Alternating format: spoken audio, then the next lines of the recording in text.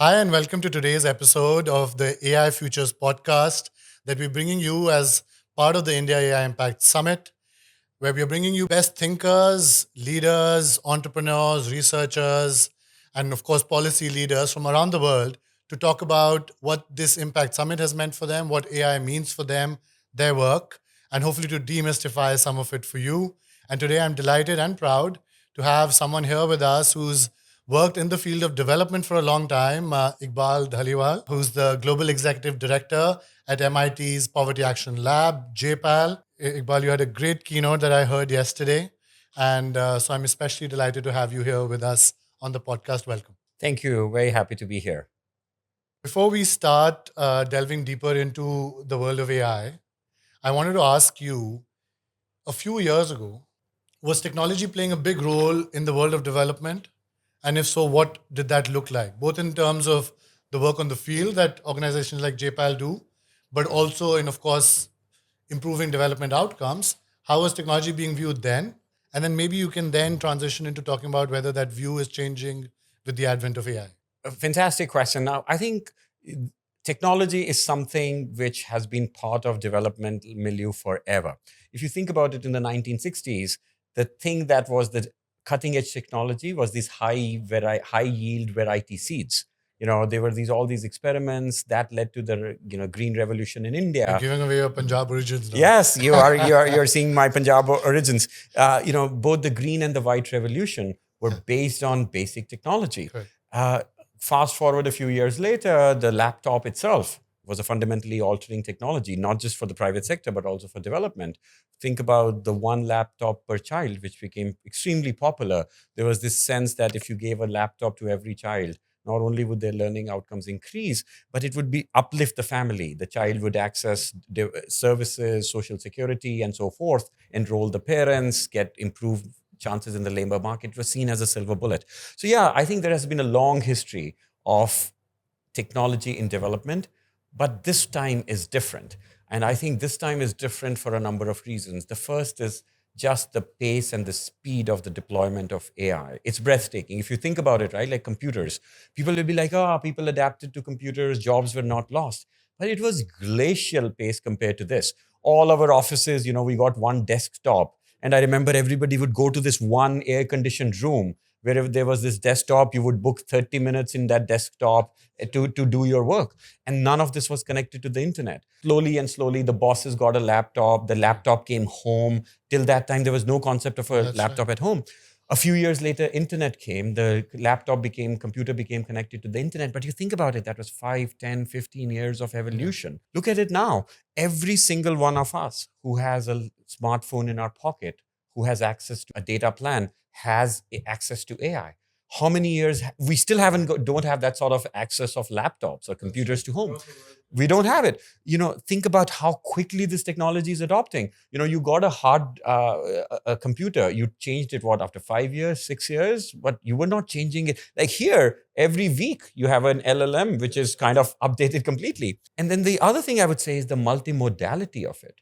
You can access it as text. You don't know how to read or write, you can just access it as voice and ask AI questions. And if you don't want even to do that, you can upload a photo or a video. So I think you're onto something, which is that technology was there, but I think the way the technology and AI is in now is fundamentally different. Yeah. Let me ask you a slightly different question, but related to the field of development. If you look at the field of development, it's largely economists. I think you're an economist by training as well. And you'll find that and I went to the Kennedy School, the MPIT program is famous for. I know. I just realized how brilliant you are because of that. Churning out development economists, right? And but then if you look at the field of development versus the field of technology, and let me put it like this: if you look at a government ministry looking after any aspect of development, and then you look at the world of technology, let's say in Bangalore, exemplified by Bangalore for a second, not that these are very strict boundaries, you find a massive divide. Right? There's a massive divide in the way people are thinking, the way people are leveraging technology, how fast sort of they are with their adoption and viewing what's next, etc. Do you find that the field of development needs a lot more technologists in there, if technology is indeed a key engine of development today, more than maybe even economists? I think it needs both. And let me explain why. I think But has fewer technologists currently, right? As I understand, vis-a-vis, let's say, economists. Look, ultimately, you don't need that level of technology in the development sector or any of the sectors. In fact, most applications do not require the level of technologists as you need it, for instance, in the creation of the foundational models. There is a fight there's an arms race among the big tech to hire the most technologists because you are trying to, get the best version, and they all understand that there's not enough space for 6 or 7 big foundational models doing the same thing to survive. So I think that's where you need the most technologists. Then you need a fair number of technology people in the field of creating the applications. But what has not changed fundamentally is that the technology in development sector is an enabler. It is not the solution in itself. Think about one of the technologies that we have evaluated and has found to be very effective, which is improving the outcomes of children in schooling using AI applications. We did this experiment in Brazil where the children have to do a standardized test where they write an essay, and their marks on that standardized essay, very much like our board exams, leads to admission and other prospects in the future. We were able to use AI, or our researchers were able to use AI to grade that test.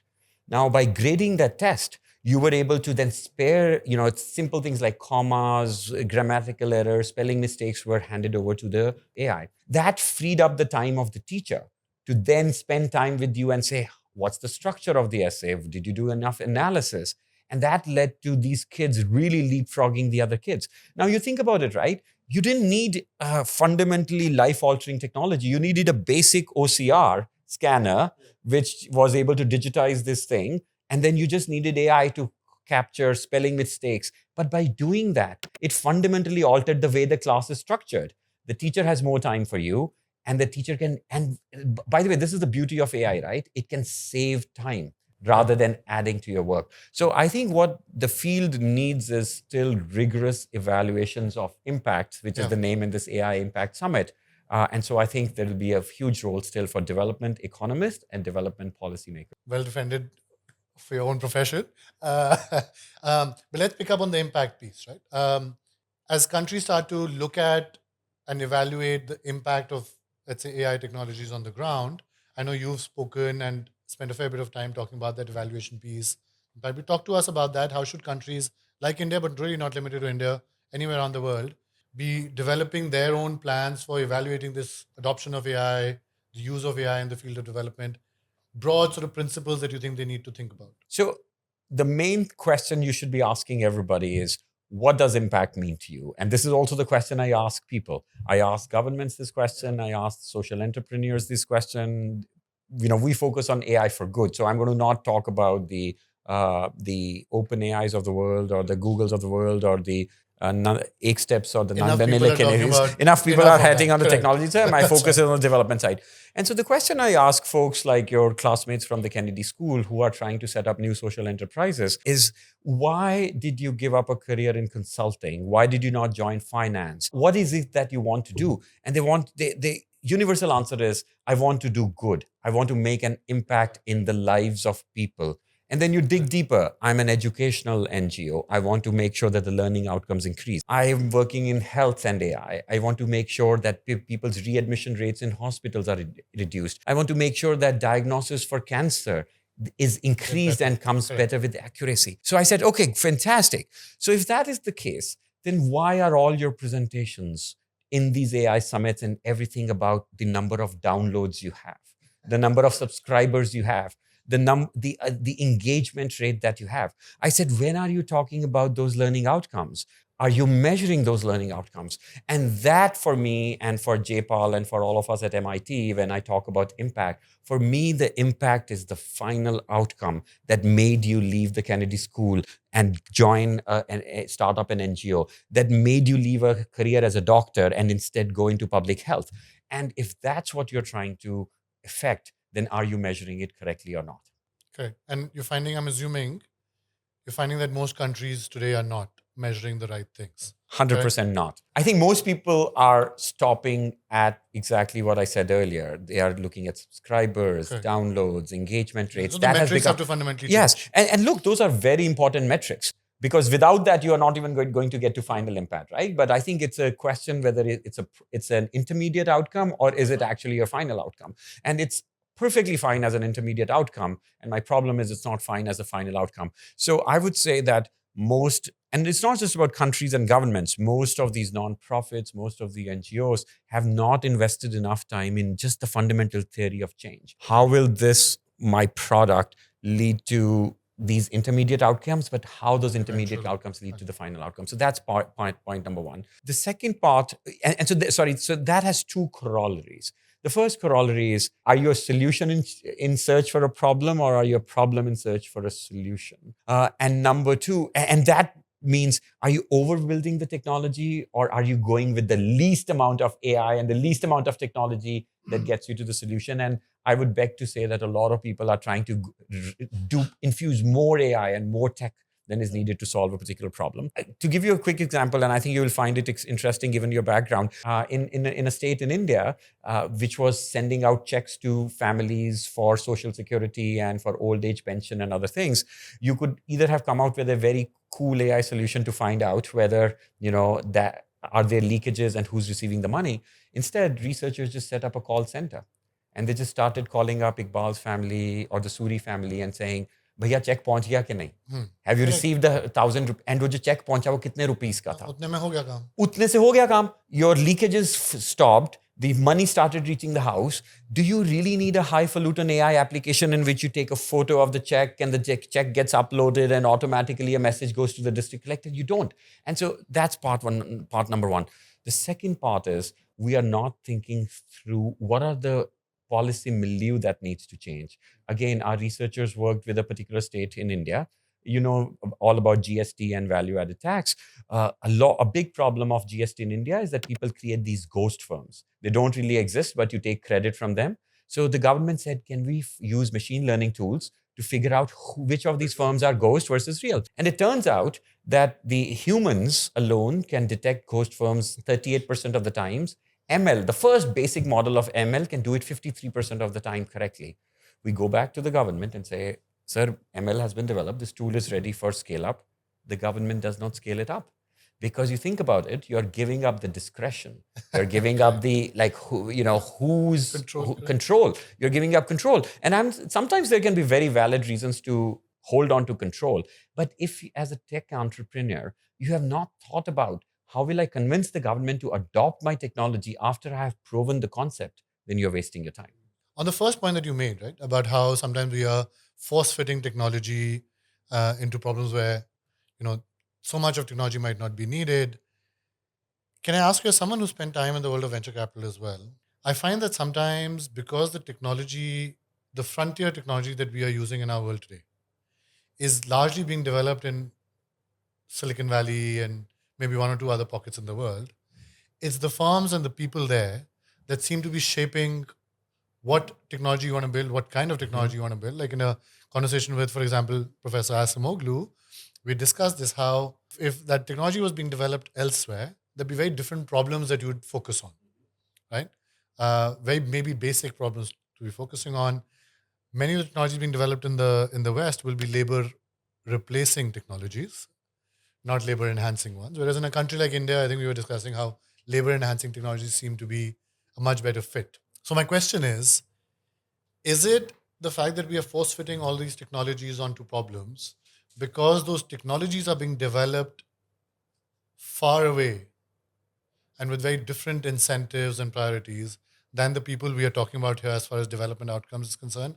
Is it that geographic and maybe cultural or intellectual or socio-economic gap that's causing this? Or why is it that we are trying to force fit? So I think the answer is yes and no. So you're absolutely right. The foundational models, the Chat GPT, the Claudes of the world, the Geminis of the world, they are being developed originally in the United States, but that's nothing new. You think about PayPal, you think about YouTube, they were developed there, but then India was able to create its own Swiggy and its own Flipkart. Right. And so I think that it's absolutely true. Whoever has the most GPUs, whoever has the most money, and that is the United States. It's the preeminent, not just a military power, but an economic power. It's a $25 trillion economy. So clearly it is going to drive the rest of the world. What I think the scope is and where India should be focusing, and a lot of low and middle income countries should be focusing, and they're doing so. I'm not saying we don't need a few foundational models. Absolutely, we have the need for the language integration. We have the need for our local data, like just health things, right? Like the Caucasian risk factors for heart attack are extremely different from yours and mine.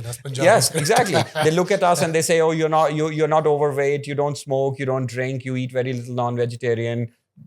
You don't have anything to worry about." But it just turns out we have a lot to worry about. Good. Heart and diabetes and all of these diseases that are endemic in South Asia. Good. So I think kudos to the Indian government for pushing those frontiers, for trying to get the GPUs, for trying to set up the data centers here. The policy which says that the data that you generate here has to be hosted here has been a game changer for India, because I can assure you that if that rule was not there, the data would have been flowing there and people would not be lining up here to set up these data centers. Now that comes with a whole set of different problems around water and electricity and all of that, but I think that's not the point of your question. So I think on the application side, though, I think I'm so heartened that people are deriving the applications from the local area, from India. Now, India is a complete outlier, so I don't want to extrapolate from India to Ghana or to Ethiopia. I think there is a digital divide, and India, for a change, is on the right side of that digital divide. Right side. Historically, we have been on the wrong side of digital divide, but this time we might be on the right side of the digital divide. But I think I'm amazed at the applications that are being developed with the local people in mind. I sit on the board of Rocket Learning, Noora Health. Think about Adalat AI. Just those three names come to me. Like the transcribing of court records by Adalat AI is built for India. The rocket learning model of retraining the cooks, the Anganwadis workers from being cooks to being teachers is an Indian model. Noora Health's model that, while the patient is being admitted for a stent change in the hospital, I'm going to train their relatives standing outside on what this thing is about, is a game changer. It's based on the Indian system where we know that patients are lining up the corridors. It's not based on the American system where there are no patients lining up the American corridor. So I'm really heartened by that. And I think that is going to be fundamentally a game changer for India. Let me zoom out and ask you a slightly big picture question for a second. For the longest time, there's been a certain established paradigm of development, right? I think, especially in the field that you work in, and there's a certain movement from step 1 to step 2 to step 3. There's a certain formula that has been discussed. Of course, implementation often doesn't follow that same kind of theoretical pathway that a low middle income country should follow basis the experiences of other developed countries in the past. So my question to you is, given the way technology and AI in particular are moving, given the impact it's going to have on jobs and the future of work, given the fact that we're living in a very geopolitically fragmented world, and now the trade order and so many of the things that the globalization paradigm that many countries benefited from as they moved up, given all of these changes, is the development paradigm or the development formula for countries going to have to fundamentally change? And if that is, what give us some sense of what that will look like now, maybe in the future? So I think what countries like India will need to do is to be fundamentally more nimble and make their own decisions and base their own decisions on what they want, what they feel is the right thing for the country. You raised an excellent point earlier about labor automation, which is replacement or augmentation or enhancement. So let me give one clear example in this particular area. Right now, I think labor is not competing on equal footing with AI, and the reason for that is very, very simple. It's our labor laws. And so if I had to say two things to answer your question, one addressed to the finance minister and one to the labor minister of India, this is what I would do. So to the labor minister, I would say, you think about how many incentives are being given for investment in laptops, for investment in AI technology. We are giving incentives. We give, accelerated depreciation. We give subsidies. People are lining up to fund AI. Shareholders are rewarding companies which are saying we are using AI. Punishing those who are not. Correct? Exactly. So the shareholders can punish whoever they want to. It's their prerogative. They are the owners and they're the masters. But think about it on the labor side now. If I'm an employer, I have to think about ESI. I have to think about pension. I have to think about gratuity. I have to think about, every single thing possible, health insurance, ESI, on-site accident insurance. We are penalizing labor. If you want to hire more than 10 people, you move from one thresholder to the other threshold. You have to hire a CA for compliance, a provident fund expert for compliance. Why are we penalizing if we really know that in India, we have a demographic bulge coming? So many youth want to be unemployed, are unemployed. My request would be, make it so smooth, so easy to hire people. And of course, we want regulations. We want to have minimum safeguards. We want people to be not discriminated against. But have we overcompensated? And are we trying to follow the same paths that some of the European countries did in this? So that's kind of part one. So that's the labor minister. To the finance minister, my request would be on taxation. I think AI provides amazing tools to not only increase collection and avoid cheating. Yeah. I gave you one example of machine learning, where machine learning can help avoid the ghost firms. Use those technologies to catch the people and increase compliance. India has a very low collection of tax rates. But second, you can make the tax compliance much more progressive. So we did this really cool experiment in Senegal, where on property taxes, you think about how property taxes in Vasant Kunj or Noida get thing, right? Like one guy comes to your house, looks around, ये chandelier लगाया हुआ है आपने, इतना covered square footage है, आपने 4 AC लगे हुए हैं, marble आपका Italian है. So, and then based on that, valuation comes through. And what we find something actually very interesting. Because these property tax people themselves come from the households, which are more middle income, they actually do a very good job of going to Vasant Kunj or going to other places and DDA flats and finding what the valuation is. But when it comes to valuing houses in Vasant Vihar or Greater Kailash, they have no perspective. Okay, is the Italian stone worth X or Y? Yeah. And so I'm just making up the example for India, but this was in these African countries. And so what happens is that actually the richer houses, they are getting valued at a much lower amount than this one. AI now gives you an ability to just enter into the algorithm. This, and the algorithm. So we have an incredibly unique opportunity to raise the tax base and to make the tax base most progressive. And I just hope governments can seize upon an opportunity. Yeah, and I can't help but seize the opportunity to now ask you a third question. You've spoken about the labor minister and the finance minister. What about the prime minister?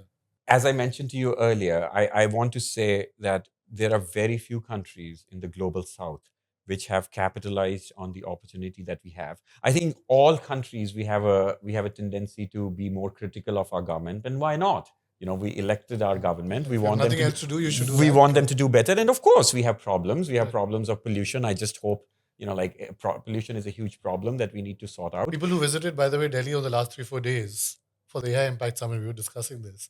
They've had the best weather. I know, AQI under 200. I can't complain about that. But all I'm saying is that it's completely fine to have high expectations of the government. But in this particular narrow space of AI and technology, India is an outlier. We have seized the moment. We have seized the moment in terms of attracting large investments. We have seized the moment in convincing a lot of our tech entrepreneurs, a lot of the Bangalore Silicon crowd to say, don't get left behind. And the Prime Minister has led from the front. He really has led from the front in terms of, and can I just say, the best example of this is this AI summit. We all stood in long lines. We all had a hard time getting a cup of tea or coffee. But why? What was the reason for that? The reason for that is that this summit was not confined to 50 intellectuals 300 daily people attending it. Government of India, mighty, the Secretary Krishnan, the Minister Vaishnav, the Prime Minister leading from the front, they said, let's open it up for everybody. And I had colleagues from different parts of the world who were like, this is nothing like we have seen. I said, have you thought about the converse? That even if 10% of the people who visited this end up getting motivated and saying, you know what, मेरे को इस AI के साथ कुछ करना है. I'm going to turn this into some, people were coming and taking photos with leaders from Google, OpenAI. Yeah, like OpenAI, the opportunity to see a Sam Altman even from 10 feet, even if to take a selfie with Amodei, to be next to Sundar Pichai, to be with Ronnie Chatterjee, the chief economist, hear him talk about how he thinks about OpenAI. We democratized it if it motivates them. So I think my main point is, I think the trade-off is worth it. The trade-off was 100% worth it. Given again the theme and the context of India, I think it's definitely I'm like, भैया मेरे को अगर 2 दिन चाय नहीं मिली time से, अगर 5 minute extra line में खड़ा होना पड़ा, तो हो जाएंगे. उसमें बातें कर लो एक दूसरे. उसमें एक दूसरे से बातें कर लो. So I think yes, there are lots of problems we have, but let's celebrate what India has done on the AI front. I have to second that. I think to pull off this kind of summit at such scale, you can always nitpick and find the problem, but I think it's been amazing. It's like run very smoothly, by and large. Of course, there'll be hiccups here and there, but I think overall to pull off the summit where you've not charged people and you've had 400,000 people register, etc. But no, this has been great. Thank you so much for taking the time, and thank you for all the great work I think you've done. I think JPAL as an institution, back to my academic school days, I know so many people who've benefited and worked with JPAL both here in India and elsewhere. So thank you, I think, for the great work you're doing. No, you're very kind. In fact, we got to, during this forum to launch something which we are calling the evaluation playbook. Many of the questions that you were asking me earlier, like, how can one do an evaluation? How can you measure your impact? We condensed it all together. Mr. Abhishek Singh and the Google.org president, Maggie, she launched it. And we are really grateful for that. And I think it's an incredible resource that if people want to use it, so thank you. I think that's truly AI for public good. It's really AI for public good and democratizing the evaluation and the research. So people shouldn't think that research is at your alma mater, Harvard, or my alma mater, Princeton, but it can be democratized and you can evaluate your program very, if you have the desire to do so. No, thank you so much, Iqbal. This was a pleasure. I think we both refrained from our PJs and poor jokes. So I think kudos to us for that. But maybe next time we won't. And thank you for taking the time. Thank you for the work you're doing. And I hope we keep benefiting from the work you're doing, both here in India and elsewhere. So thank you. This was so much fun. Thank you so much.